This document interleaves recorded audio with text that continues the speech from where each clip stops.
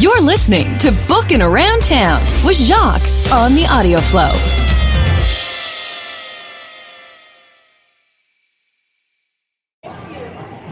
Hey everybody, it's Jacques with Bookin' Around Town, and this week we are actually booking in the lovely town of Los Angeles. Actually, we're in Burbank somewhere. We're in Burbank, and I am here with some beautiful people. This is our first crossover to the Audio Flow. So since we have Jeffrey Kafer here with his cocktail. Yeah, drunk podcast. It's a Guinness. It looks like a latte, but it's actually a Guinness. It's a stout. It's very dark, whatever it is. Stout. My mistake. And then we have Lydia Rella here, who is the founder of Oral Fixation, which is what I have to always say really slowly. So I'm not saying oral, which takes it to a whole different level. And we are here with CD Reiss, also known as Christine, because according to Amazon, it says if you ever meet her in person, call her Christine. Otherwise, you call me CD, okay, which my mother would not appreciate. CD. What's the D stand for? Seedy. CD. It's a homonym. She's funny too, everybody. So we're here at the non-round table just to chat about books and see what Christine is up to. I was a lucky person to get the not latest, but second to latest release. The next one, November 14th. November 14th. I'm showing it to you guys like you're here. It's Bodyguard, don't say the Bodyguard. It's just Bodyguard. And not only does he narrate, but he also doesn't sing. And so before we jump into that, I want to talk a little bit about King of Code, which was your latest release. And we were just sitting here talking about how different it was when it comes to audiobooks, and you just got off panel and you chat about how you like to do something a little bit special with that book. So what was kind of your thought process when you decided you were going to write this book, and what you wanted to do to kind of make the audiobook stand out from the rest of things that we listen to? Well, I had a challenge with the book because I wrote the book exactly the way I wanted, which meant that there was not pages. But, you know, when he writes her a love letter, he writes it in JavaScript, right? Which, when you're looking at it, you can pick out what he means without all the junk around it. But when you do that in audio, how do you do that in audio? Yeah. You know, I either have to rewrite it as just a regular love note, or, you know, Christian Fox was going to have to read open paren equals, variable equals, you know, and nobody wants to read that. So what I came up with him and my producer was to make it, was to have him read it and then to layer the sounds with each other so that it almost had a musical intonation and you didn't actually know what it would look like on the page. So he layered the sound so that he might be saying open paren at the same time he was saying beautiful. Beautiful would be a little louder, and they would be happening at the same time. So it created this whole new sound just out of necessity. It was really out of necessity.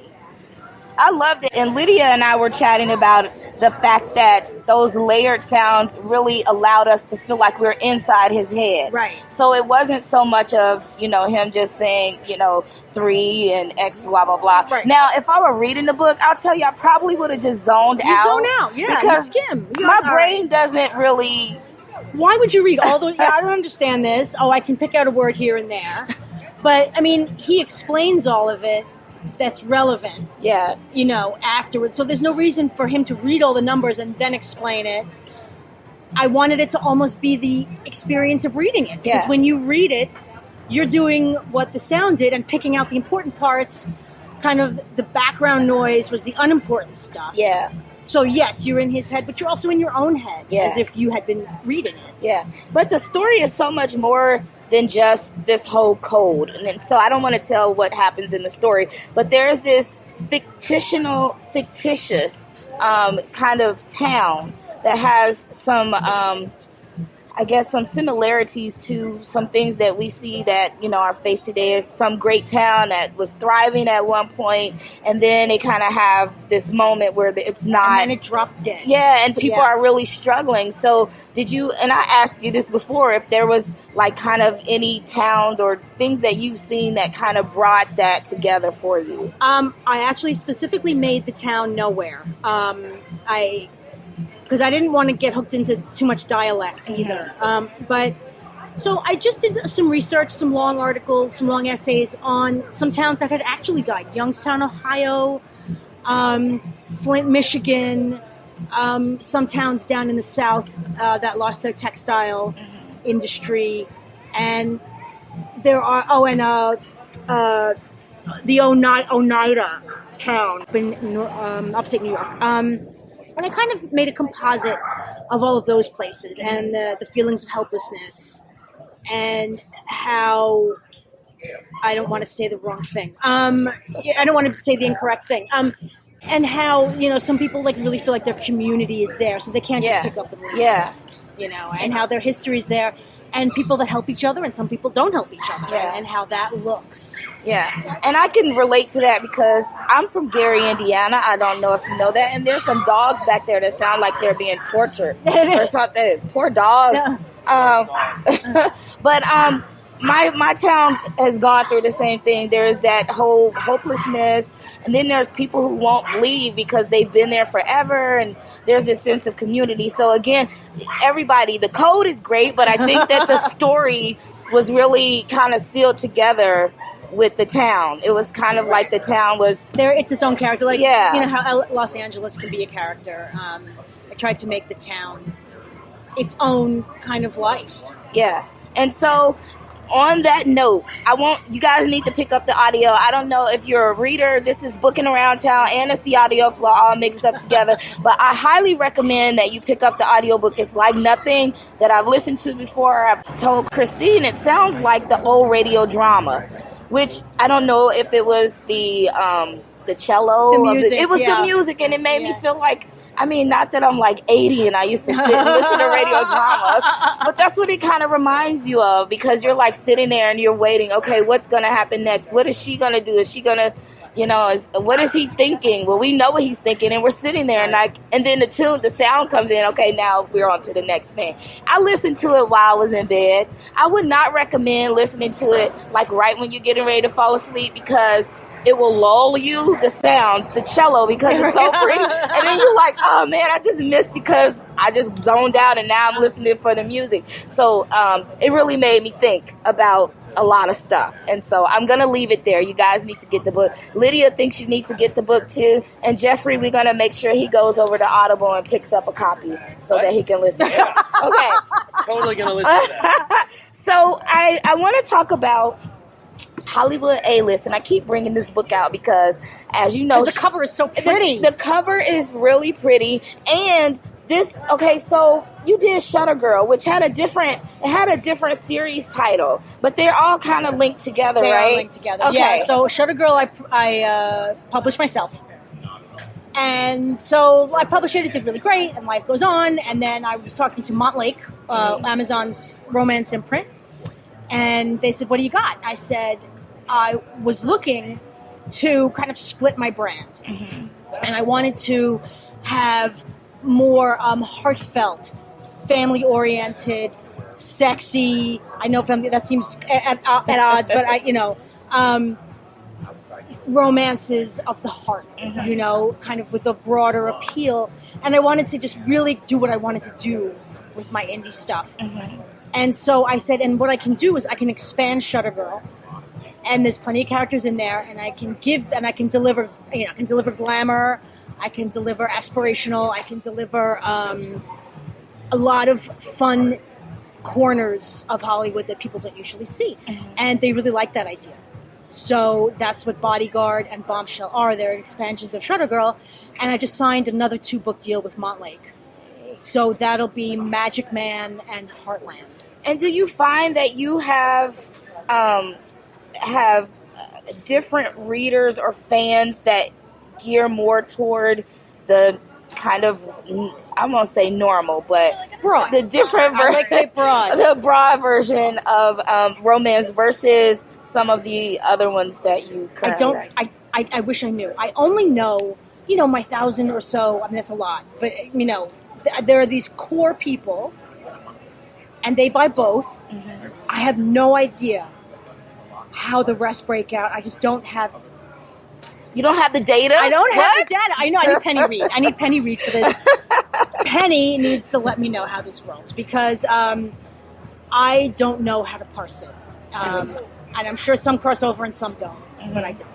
But I know that at one point you put something up that you wanted to... I thought you wanted to do like a paranormal. I want to do Paranormal Romance so bad. What's stopping you? Then I would have 3 brands. Ghost, the Jeffrey's looking at me like, what are you talking about? Sexy ghost erotica. I don't see anything wrong with that. Because it's a different reader. So I would have 3 brands to manage. So I would have my, not dark-ish, not really dark, but experimental, sexy stuff that I do. Mm-hmm. And then I would have my Motlake stuff, which is broad Hollywood fun, heartfelt romance, and then I would have paranormal romance. It's too much. Not crossover. Your audience doesn't crossover. A percentage of it does, but not enough for me to spend 6 months creating a series. Do you know what I mean? Because then, to a certain number of people, some of my readers, I would be dead for 6 months. Not dead, but I would be out of the loop for 6 months. So it's it's tricky. Yeah, it is because I like paranormal, erotic, sexy romance. I mean, I'm like one of, I don't know how many. At least I'm part of your data right there. It's just one. You can start here. We buy it. Okay, and so you've been really busy this year. And I remember last year you said that you weren't doing many signings. So next year, will we be seeing you doing anything? Or will you be back to 2018, I am doing... mostly author events, meaning with other authors. My signing is Colleen's signing in July. Mm-hmm. The Book Bonanza in Denver. I'm doing that one. And then I want to say that I promised somebody something, but I can't remember what it was. That's okay. I've come to know that sometimes you forget stuff. It's totally fine. Yeah, it's not you, it's me. It's okay. Really, I mean that. I'm not just trying to... No. But so with your particular writing style, it's very different. And it's really sometimes hard to put into words because you kind of have this...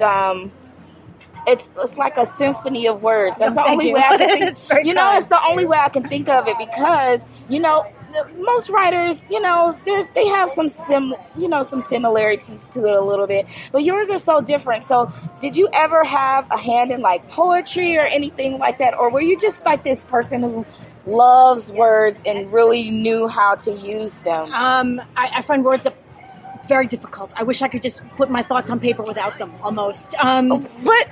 Nobody would know that. I know. I was writing for 20 years. And most of that was screenwriting, failing miserably at it, too. So where poetry and rhythm, and the rhythm of the words is not appreciated at all. And nobody wants your rhythmic words. And no one wants your fucking adjectives. Okay? No one cares about your adjectives in screenwriting. So maybe I had PTSD from that, so I need to shy away. I don't know. I know, because people are always asking you, are you ever going to go back to it? And you're like, no. Like, no. It's a hard no. It's a hard no. I'm not going to screenwrite again. No. Are you sure? I mean, you got a couple books in there, I think, that would definitely do well for film. If I finance them, I shoot them, I direct them, which I'm not going to do because then I want to write books, right? Passion flicks. She has a book that's I have a book with them, and I could write the screenplay. Yeah, hardball. At one point I wrote exterior. I was like, I'm going to write the hardball script. I'm going to give it to them. I'm going to save them some time. And then I was like, I can't do this. Yeah, I can't do it. And if you find that if it's not really in you, it's not your passion to do it, then it's just like you're being forced to try to do something. Yeah, and I just wanted to go back and write what was new. Like, I want to work on the new thing. And then, when you do screenwriting, like if I write a book, I publish it, I make money. Yeah. I pay my bills, I write another book, I publish it to make money, and that's how it goes, Yeah. right? So it's easy. When you write a screenplay, you write it, you show it to somebody, they may or may not pay you, they may or may not shoot it, you gotta go write it again, you show it to somebody else, they pat you on the back, they slap you in the face, there's no check. Yeah. So we got a plane, we had the fighting dog, and It's Burbank. we're about the airport. I forgot. Yeah, I forgot. So everybody, that's the ambiance we're at the airport. So really awesome. yeah. Anyway, so that's why I don't write screenplays right now, because there's not a direct line to me making a living, which I know I'm not supposed to talk about that. I'm supposed to talk about my passion and how I have these book babies. It's not like No, it's not like that. It's just not the way. That's not you, Christine. We wouldn't expect you to say that. I'm Queen Candor. I can't help it. Well, I want to talk about there's some characters in your book. There's always an older character, and I always want to know if that relates to a personal thing. Just like in Hardball, there was the dad, and then in Marriage Games, there was her dad. And so what's behind I like old people because they can say stuff that young people won't say. You know? And I love it because they're part of a different culture. So like when the Hardball with her dad was great because like he was a New York like mensch, you know, and I could do all the Yiddish that I know from when I lived there, and it was so much fun. And I actually I modeled him after my lawyer, and it was it was just so much fun. And you know, I have a few old people coming, and I just like people who like older people, and I love writing them. They make really good characters because I'm always expecting them, and I'm like, okay, what kind of relationship do they have with the main character, and especially the fathers, you know, with their daughters. It's just very interesting. And again, I love to see what you're bringing to the table with those characters. And then in Bombshell, we have the introduction of children in Shutter Girl, because there was children in that story that they I can't tell. So like, okay, Shutter Girl. Epilogue stuff. But at least we know in Bombshell there is, and she is based on my daughter, very specifically, in all of the ways that you see. And I loved writing her too, because she's another one. She just, if she had a feeling, you know, she couldn't be as articulate as an old person and use words. And, you know, when old people have an opinion, it's usually so steeped in the culture and time they were raised in. For a child, it's the exact opposite, where they have something to say and they're not going to stop saying it. And it is steeped in the fact that they are not a part of their culture yet. Yeah. It's pure. Yeah. And that's what makes it so fun. So when you were writing that book, I mean, did you have those moments where you're just like, oh, this is so... Oh, this is so my sweet. girl. It was like, oh, so my girl. Yeah. And the dedication was just so sweet in the book.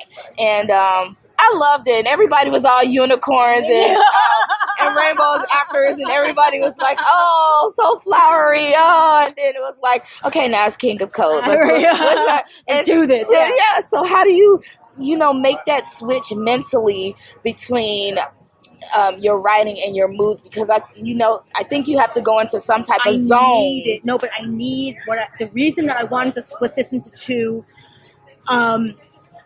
was that my brain needs just a little angst. We need a little angst, but lower stakes, you know, where if the man and the woman involved don't end up together, you know, it might seem like the end of the world, but I'm 50 years old and I know it's not going to kill you. So, but where that's the highest stakes, those are the highest stakes, you know, so, and it kind of, it makes me feel good to write something that's not so, I don't want to say it's not serious because I don't write comedy, but where it's not so kind of melancholy. Yeah.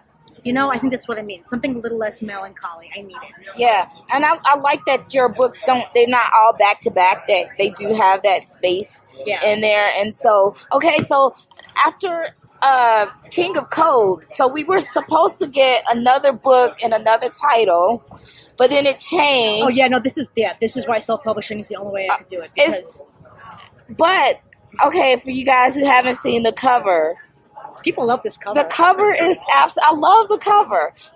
Because, of course, it's got that nice flag, and then we don't really know what's behind the suit yet, but we're looking forward to finding out more about this particular character. So, and that's coming out in November, too. No. It's not? Why? Prince Roman. Oh, wait. You know it's what? November 2nd. It was a cover reveal. There was a cover reveal. That's February. Okay, Sorry. But I February. have 2 November releases. Prince Charming is in Prince February. Charming. And then I have 2 November releases. One is Prince Roman. Okay. Which is through 1001 Dark Nights. Oh, yes. And that is, if you read King of Code, it is Raven's story. Raven is the girl in the QI4 offices who Taylor was messing around with before he met Harper. Yes. John, I'm like, is that a spoiler? No, it's not a spoiler. No, you're good. So it's a fun inter-office romance. Silicon, steeped in Silicon Valley, which is so much fun.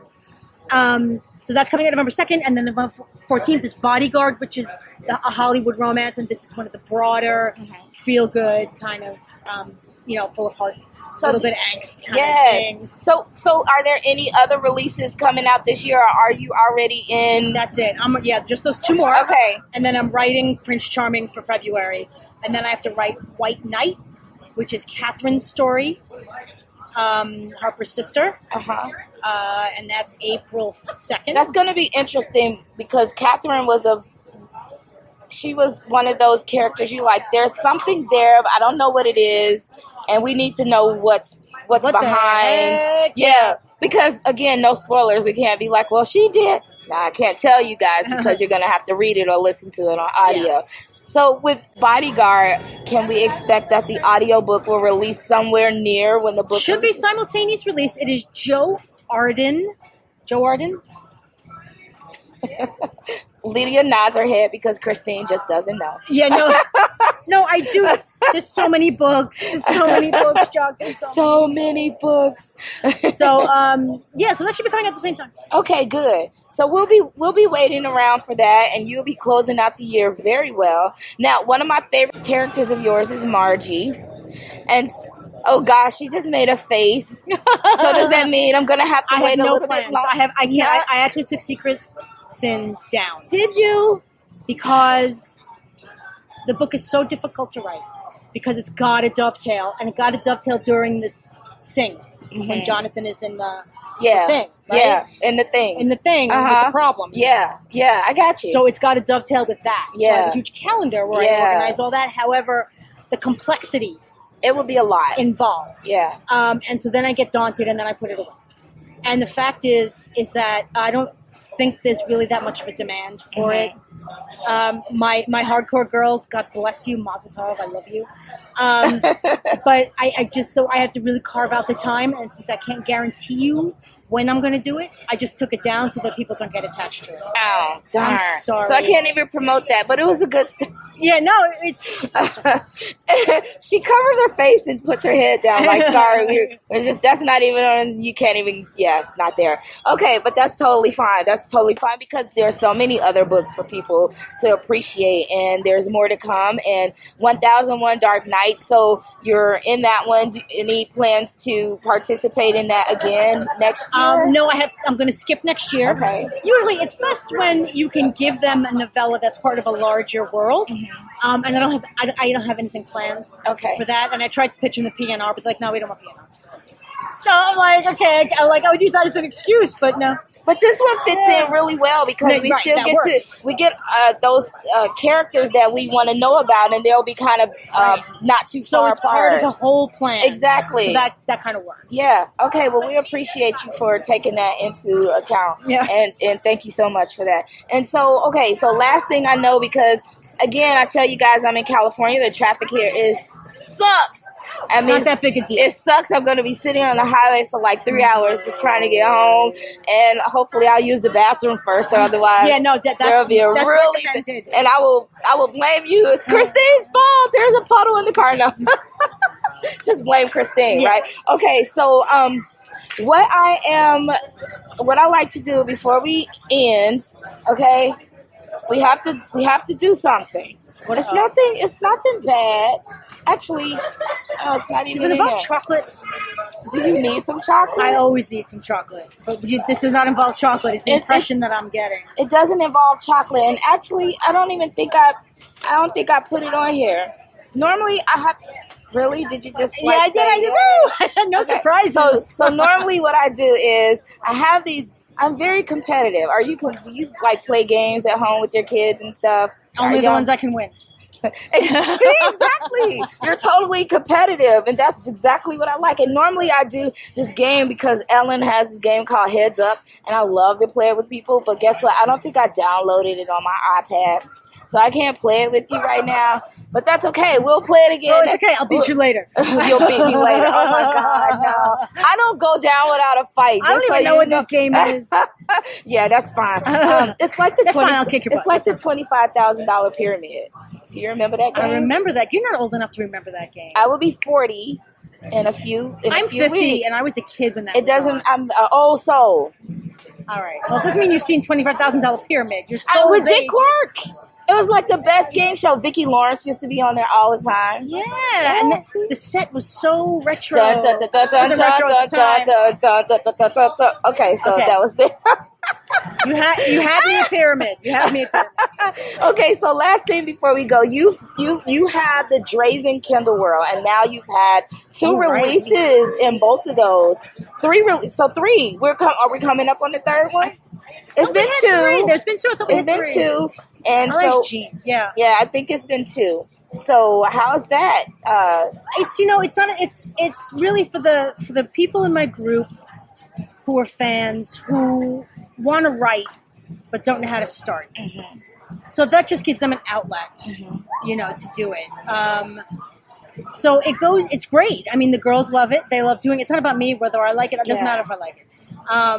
The girls have to like it. And it has started some people. Like, they've said, okay, I know I can do this now. Yeah, Like, I got this. you've been very, very supportive. Even when I was in there, I was supposed to write like twice, and life got busy, of course. And you're always there, like, okay, tell me what you need. Do you need me to do a cover? What's your Right. pick?